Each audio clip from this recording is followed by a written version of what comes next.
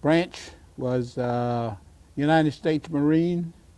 War served was World War II. Highest rank was a corporal. Interviewed by Scotty Springerson, Don Byers, and Carrie Drent. Carrie's not here yet. Oh, okay. And camera and sound are Marlene and Marlene Waters Waters. Yeah, And- Marlene Waters. and Barbara Dorr. And Barbara Gore. Dorr. Oh, Barbara Dorr. Okay, yeah. Okay.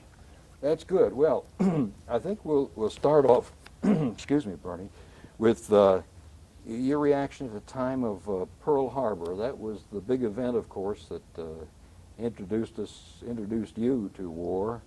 And how old were you at the time? 14. 14. Mhm. And where were you located?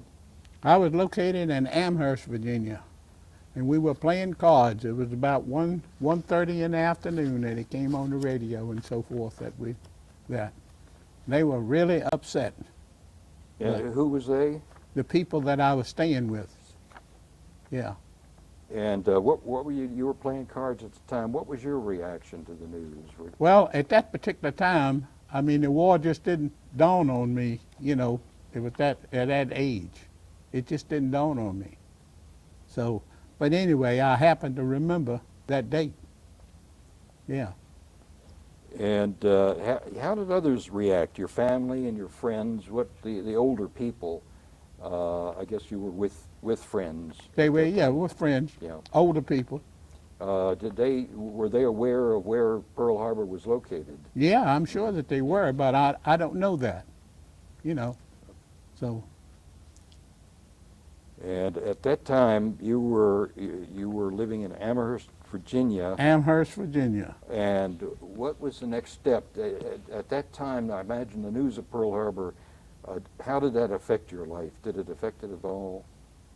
Later on, it did, but like I say, at that particular time, I was so young, it didn't bother me. Yeah. So, Well, you very shortly, I think after that, you did go to work in a shipyard? yeah, I went to work when I was 16 in the Newport News Shipbuilding Dry Dock Company. And the only ship that I can remember that I worked on was the battleship Indiana.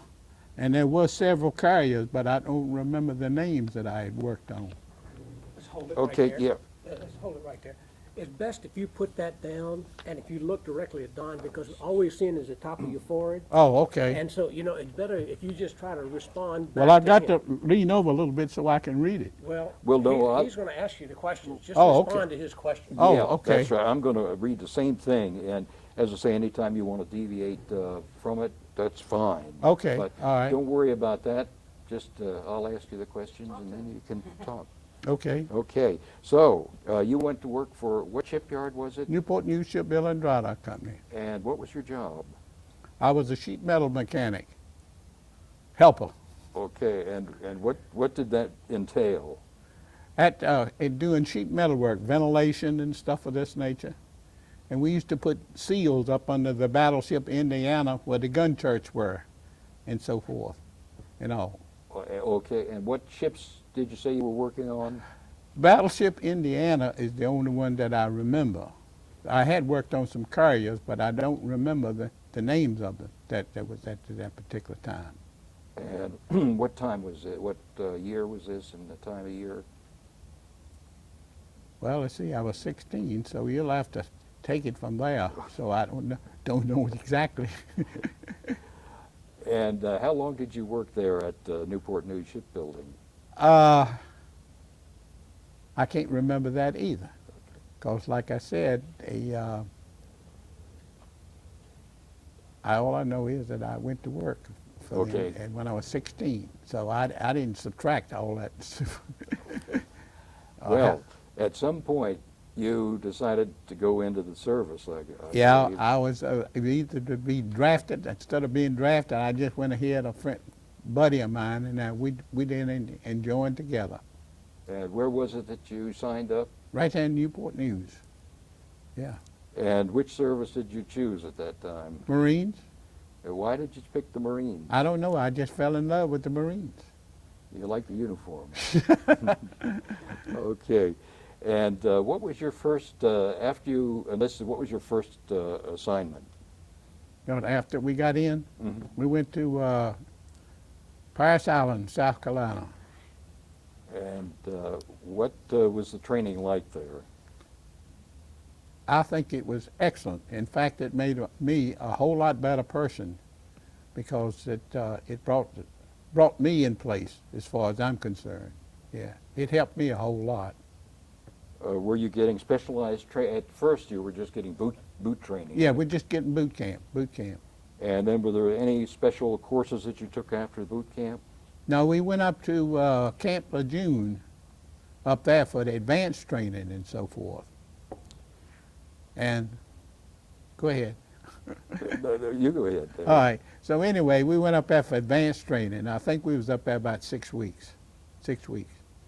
And then they had this place that you had to crawl under. You know, you couldn't stand up or nothing or so forth. And I got about halfway down through the way, and there was a great big rattlesnake that set me right square in the face. I did not budge. Didn't stand up or nothing.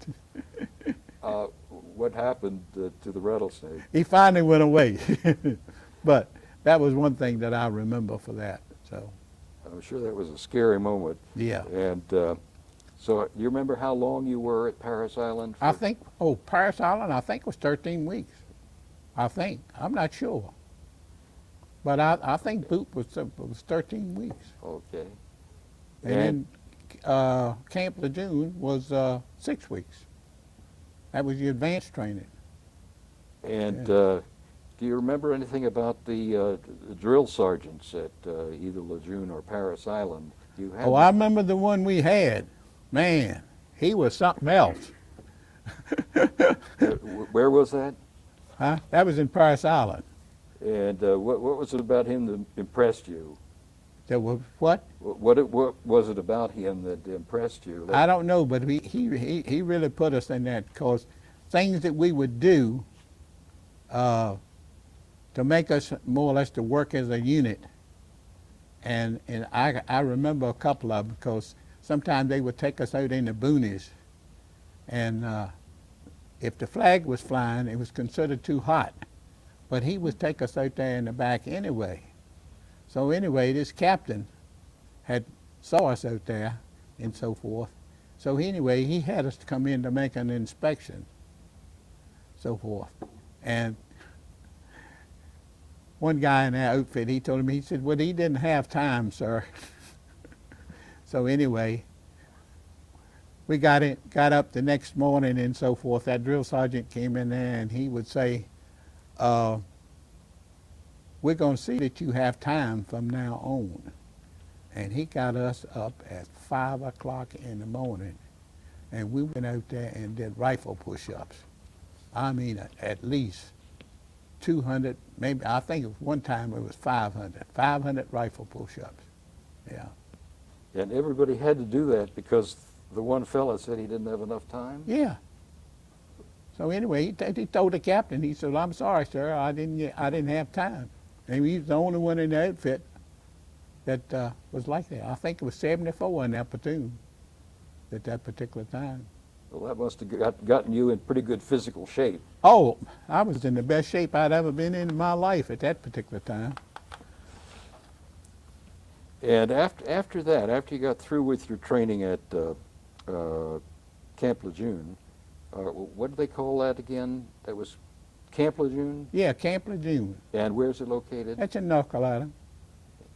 And where did you go from there once you had completed? We went for Camp Pendleton. Camp Pendleton. And we stayed there, I guess, for maybe about 3 or 4 weeks. And next thing I know, we got put on a cattle truck, and we went over to San Diego and so forth, and that's when we shipped out on the ship. What kind of training did you receive at Camp Pendleton? Was No, that no training at all. No training at all? Uh-uh. That was just a rest stop. Yeah. Same thing with San Diego? Yeah. Okay. And so at San Diego, you were getting ready to ship out, I guess. Right, yeah. All right. And how did that go? That went fine. What was the mode of transportation to get to your next station? To the San Diego. No, after San Diego, you got on board a boat at that point, did Yeah. you? Yeah, A ship. ship. They don't call them boats. Oh. And what, do you remember the name of the ship? No, Okay. do not. How was life on the ship? How was life on the ship? Well, we were way down in the hole, and we had stacks of bunks that we had to stay on. And the only thing that you could more or less do was to come up on top of the ship, because they didn't have no recreation or anything of that nature either. So, You must have gotten pretty bored. oh, it was bored, really bored, yeah. How was the food? The food, it was fair. I don't say it was good, but it was fair. We never went hungry. Did you have any spam? That seems to be something a lot of the people remember about World War II. Were you served any spam on the trip? I don't Not remember you that, yeah. So you didn't have any recreation to speak of. How about exercise? Did they give you any PT on the ship? No, it won't big enough for that. Looked like an old Liberty boat, like it was, so forth. So How about weather, storms, anything like that on the we trip? didn't run into any storms or any weather or anything.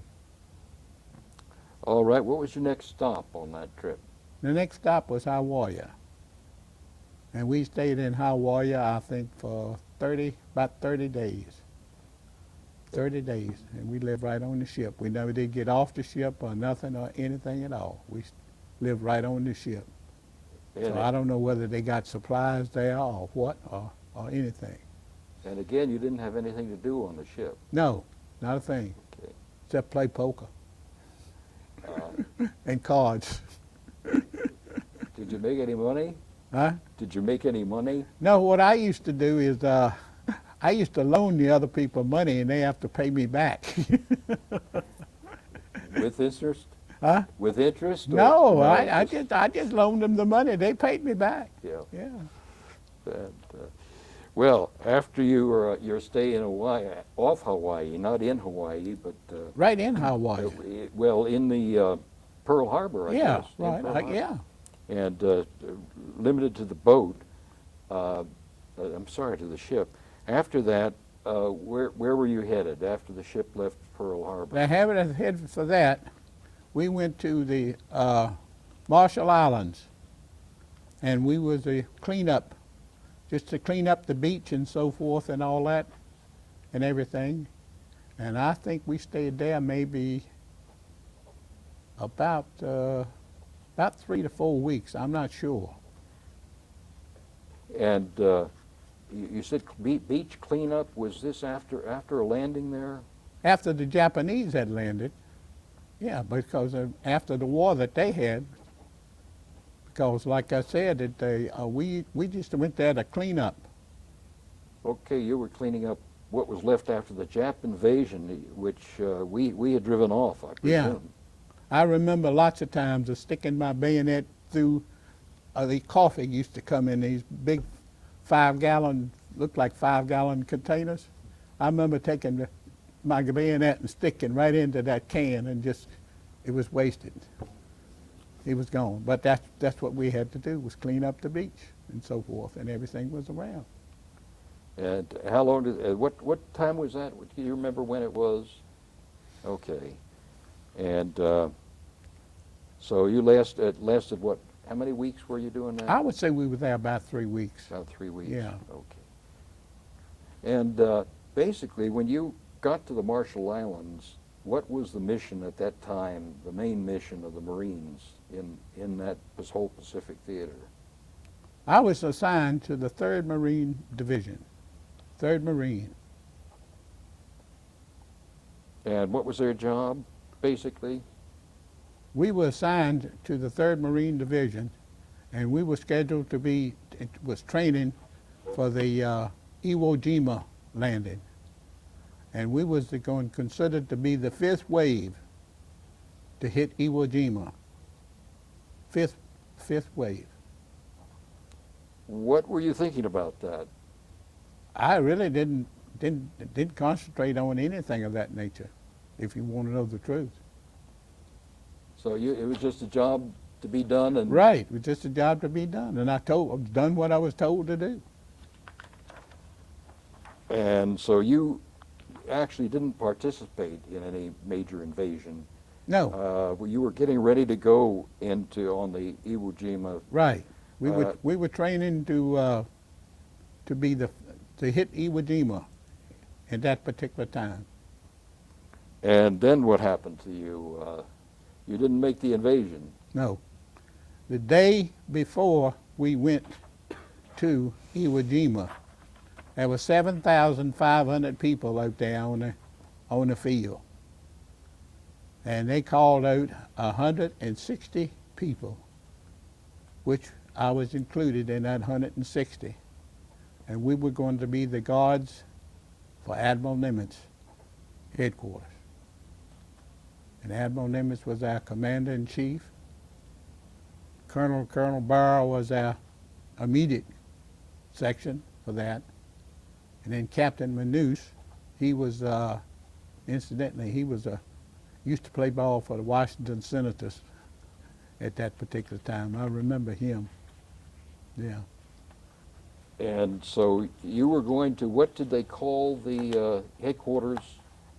Well, they call it the SINPAC Advanced Headquarters. It's what it is.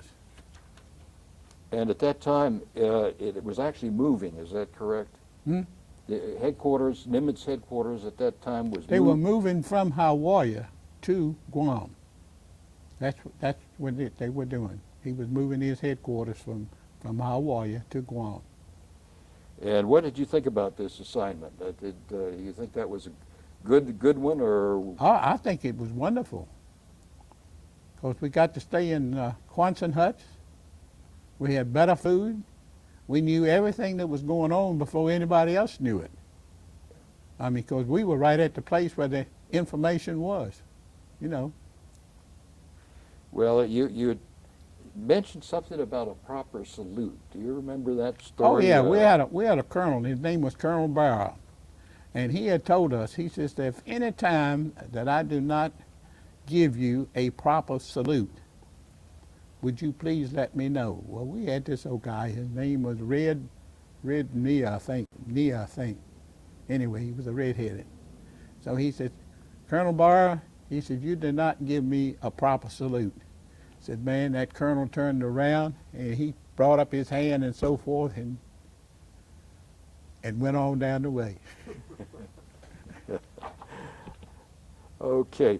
How the new assignment as a guard for the Nimitz headquarters compound on Guam? How did you get there? Where were you? Where did you go from to get to Guam? Now I was in Guam at that particular time. Like I say, we were being trained for the third, with the 3rd Marine. We were being training for the 5th wave. And at that time, what was the main function of the island itself, in addition to the headquarters? What was Guam at that time being used for? Well, they had an airfield there where they used the B-29 bombers and so forth and everything for it. But basically, it was just used just for that particular purpose. Was Admiral Nimitz's headquarters. And how much was involved? How big was that headquarters? It looked like it was a pretty extensive facility. Oh, it was. It was right up on the top of the mountain in Guam there, right on top of it. And how were your quarters and the food and so forth? Excellent, excellent. We had graded out of pup tents and shipped and so forth and all. Said we had the best food, and like I said, we had the best quarters and all. Yeah, what kind of quarters? It looks like Quonset hut, yeah. And how many men in a Quonset hut? This is probably a guess. I would say about 15 or 16. Yeah. Yeah, pretty good digs compared with the others. Oh yeah. Oh yeah. Yeah. And You had mentioned to me an incident one night when you were on guard duty. Do you remember that? Some special guards, I think it was? Yeah. There was Admiral Nimitz's place is sitting right on the end of the edge of the mountain there. So anyway, we were down in the guard indication, because Japs was still on the island and so forth. And so anyway, we had a guard that walked around Admiral Nimitz's house, the outside. And anyway, he had one of those battle lanterns that he used to carry and so forth. Anyway, he had cut the light on and so forth. Anyway, he got shot at. He shot it out. The Japanese had shot it out. So he, in return, he fired just exactly where he thought the shot had come from. But he knew that we were out there also. So anyway, when he started firing, I mean, I just got this as flat to the ground as I could possibly get. Who was carrying that lantern? Huh? Who was carrying the lantern? That was the Nimitz personal guard right up around the house and so forth. And it was shot out by the Japanese. Yeah. So you were surrounded in a way by Yeah. the Japanese troops. Right, yeah. And what were they doing at that time to clear the Japanese troops out of the island? Were they trying to get them out of the... Out of the caves and out of- so forth? Yeah, they were trying to still get them out of the caves, because a lot of them still lived in the caves. and that was probably the whole time you were there. Yeah. And so you didn't get nicked by any bullets, but you were No. at the time No. there was a little firing going on. Yeah. And oh, you talked about some prisoner details too. Tell us a little about those. Okay, we used to take out what's called prisoners on detail and all. So anyway, we had about 15 or 20 that was with us and so forth. And so anyway, on the details, one of the guards, one of the prisoners, he was sick. Said, "Me sick." I said, "All right, go over there and stand under the shade of the tree." So anyway, that's what he did. So anyway, when he came back, he went to lunch, came back, and said, "Me is sick." I said, "Well, look, why didn't you stay back, rather than to come back out?" So I went over there and got him. He automatically went over to the tree. When he was sitting down and so forth, I reached down and grabbed him by the thing of that, kicked him in the butt, and he went to work with no problem. But the next day, the colonel called me and put me on the carpet. So got read out for that. So So you weren't supposed to kick him. no. You did have. Is that the only incident you had with the prisoners giving you any trouble? That's the only thing. Yeah. And what kind of? You obviously had some kind of weapons. What Carbine. Carbine. Yeah. And let me ask you to deviate a little bit. How did you get your news about how the war was going at that point?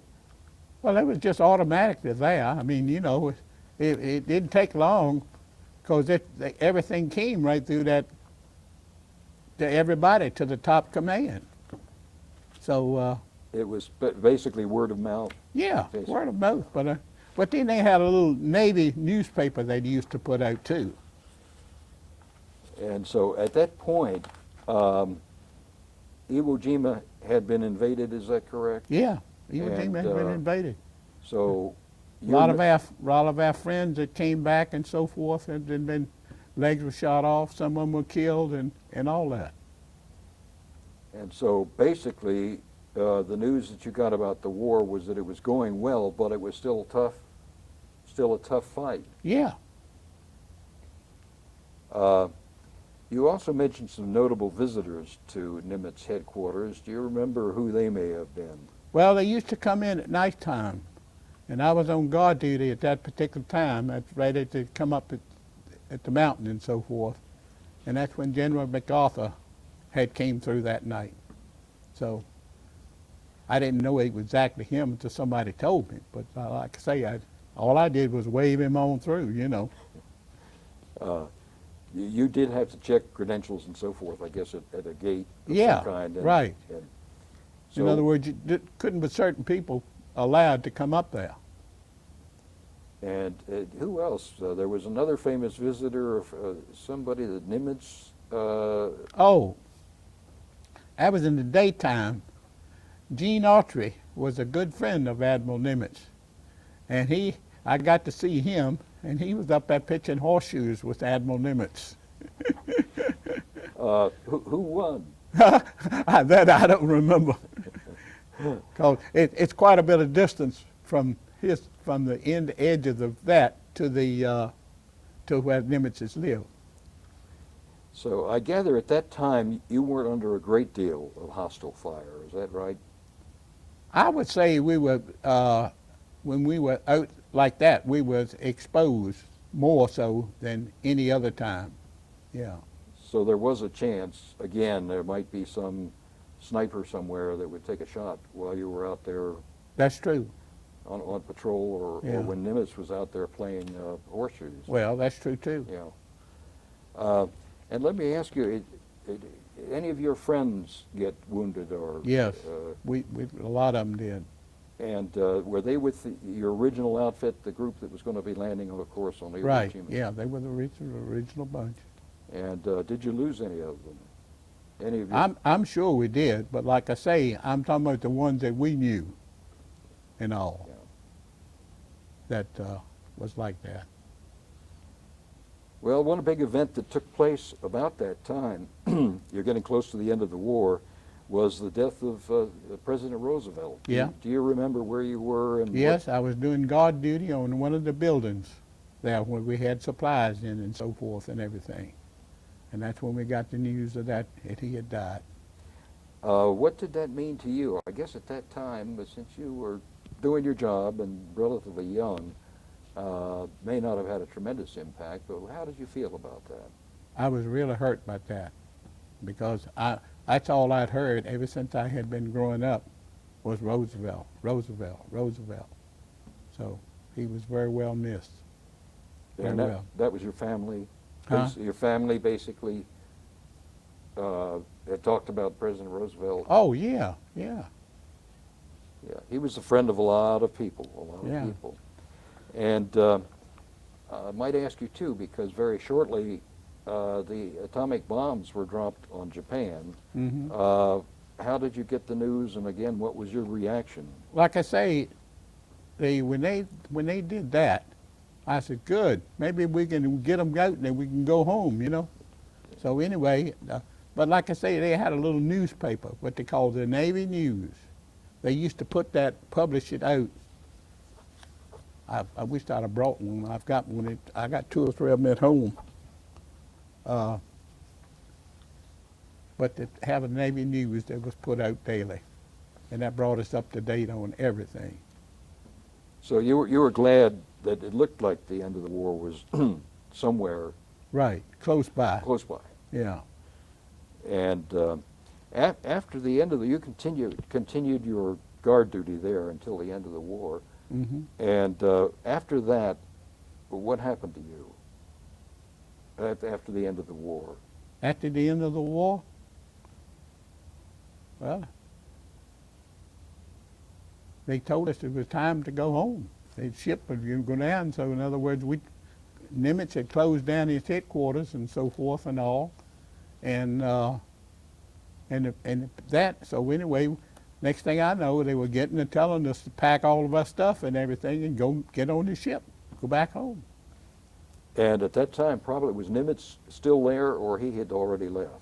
Nimitz had already left, because like I say, I have a picture of them taking his flag down and so forth. In fact, it was my wife's cousin, first cousin, of him removing his flag from it. Can you get that picture?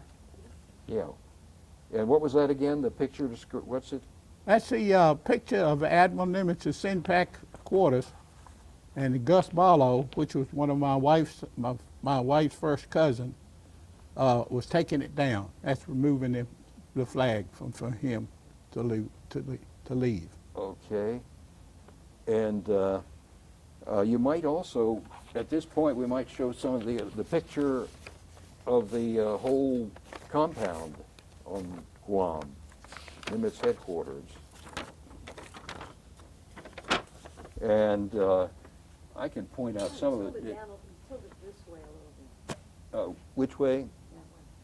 So the back at the top? Toward me, yeah. The front toward me. No, come Maybe like this. this way.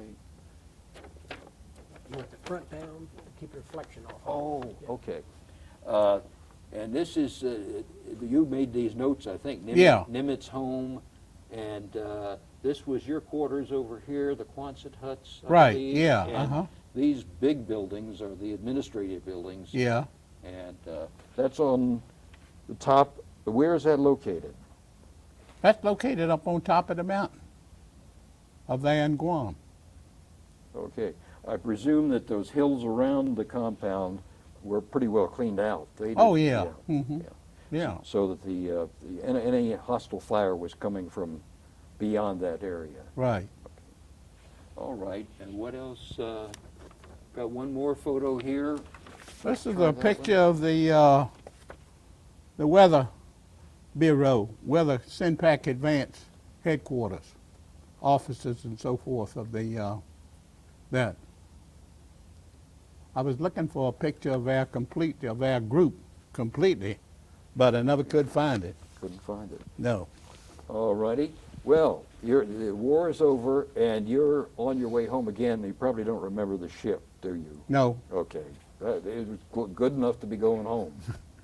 And how long did that voyage take you? Not long. Not as long as it did coming over. I mean, we went straight back. We didn't stop nowhere for nothing. And where were you headed? When you hit the States, where were you? Well, I remember going under the Golden Gate Bridge, but we landed at Treasure Island now, what they call Treasure Island. And then from there, we left out from there, got that, and then we got on a train and so forth, and he went from that to Great Lakes, Michigan to be discharged. All the way from San Francisco to Great Lakes just to get discharged. Of course, you were on the way home too. Yeah. Back to Amherst. No, yeah, at Amherst, I went back to, no, it was in Lynchburg, Virginia at that particular time. Yeah, Lynchburg, Virginia, went back to that. From San Francisco, what kind of travel did you have to Great Lakes? The Great Lakes, that's by train, By train. by train. And how was that? Was that pretty good travel? Oh, yes, it was. And now you're home, you're discharged, and what do you do then? I went back to work at the shipyard. Yeah. Well, let me ask you, if you can think back on it, what would you consider your worst moment during your entire career in World War II? My worst moment? I don't believe I ever had any what you call considered worst moments. Outside of that rattlesnake. Yeah, but other than that, but I mean, like that's a little bit scary. Yeah. Okay, and what impact do you think that your career in the service had on your life after that? I would say they did help me one whole lot, because like I say, I was trained to work as a unit and so forth and everything. And you might as well say I kind of grew up overnight. Just like that. I just grew up overnight. Yeah. And I still, to this date, will always remember my training with the Marine Corps. Yeah. And very fortunate that we got assigned to Nimitz's quarters. Because like I say, we didn't have no idea or know nothing or anything, because all I know, it was 7,500 people on there, and they were scheduled to go to Iwo Jima. And then when they started calling out our names and so forth, which was 160 of us, and now my wife's cousin was that, And then a boy by the name of Fred Penfield, he was there, and he was from this area too. So, When you say this area, Amherst was not far from, no, Amherst from was way, Newport- way from here. from Newport News? Yeah. I never did go back to Amherst. I left Amherst when I was 14. And that's when you came down to the shipyard? Right, that's when I came to shipyard. Okay, well, Scotty? I don't what have would any you- more. What would you like to interject here? And I think anything you want to add, because we don't have to stick with the questions here, memorable moments or anything else from your military career that you recall. I remember when we first joined up, we had a boy that he was a Jew boy. His name was Freddie Binder, and him and I joined together. And when we was over in Guam and so forth, he got shot by a sniper.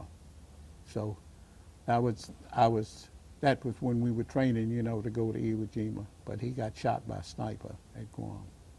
He wasn't in your guard unit, was he? No, He was- But he was, like I say, he got shot by a sniper. Well, we appreciate your coming. I can't think of anything else that we need to cover here.